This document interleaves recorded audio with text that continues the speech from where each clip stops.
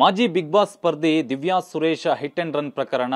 ಗಾಯಾಳುವಿನ ಮಂಡಿ ಚಿಪ್ಪು ಒಡೆದ್ರು ಕೂಡ ಹಿಂತಿರುಗಿ ನೋಡದೇನೆ ಅಲ್ಲಿಂದ ಪರಾರಿಯಾಗಿದ್ದಂತ ದಿವ್ಯಾ ಸುರೇಶ್ ಮೇಲೆ ಈಗಾಗಲೇ ಪ್ರಕರಣ ದಾಖಲಾಗಿದೆ. ಅದರ ನಡುವೆ ಗಾಯಾಳು ಅನಿತಾ ಅವರ ಕಾಲು ಈಗಾಗಲೇ ಆಸ್ಪತ್ರೆಯಲ್ಲಿ ಚಿಕಿತ್ಸೆಯನ್ನು ಪಡೆದು ಮನೆಗೆ ಬಂದಿದ್ದಾರೆ. ಅವ್ರನ್ನ ಮಾತನಾಡಿಸೋಣ. ಮೇಡಮ್, ಹೇಗಿದೆ ಇವಾಗ ಕಾಲು? ಸರ್, ತುಂಬಾ ಪೇಯ್ನ್ ಇದೆ ಸರ್.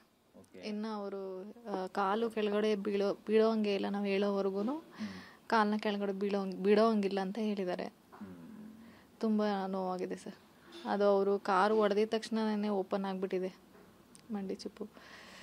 ಬಟ್ ಅಲ್ಲಂದ್ರೆ ಅವತ್ತು ಆಕ್ಸಿಡೆಂಟ್ ಆದಾಗ ದಿವ್ಯಾ ಸುರೇಶ್ ಅವರು ಒಬ್ಬರೇ ಇದ್ರ ಕಾರಲ್ಲಿ? ನೀವು ನೋಡಿದ್ರ ಅಥವಾ ರಿಕ್ವೆಸ್ಟ್ ಮಾಡಿದ್ರ ನಿಲ್ಸೋದಕ್ಕೆ ಏನಾದ್ರು ಹೇಳಿದ್ರ ಅವ್ರಿಗೆ? ಇಲ್ಲ ಸರ್, ನಾವು ಈ ಕಡೆಯಿಂದ ಹೋಗ್ತಾ ಇದ್ವಿ, ನಾಯಿಗಳು ಓಡಿಸ್ಕೊಂಡು ಬಂದ್ವಿ, ಸ್ವಲ್ಪ ರೈಟ್ ಕೇಳಿದ್ವಿ ಅಷ್ಟೇ. ಅವರು ಟರ್ನಿಂಗ್ ಅಲ್ಲಿ ಬಂದು ಹೊಡೆದಿದ್ದು, ಅದು ಕಾರ್ ಬಂದು ಮಂಡಿಗೆ ಹೊಡೆದಿದ್ದು.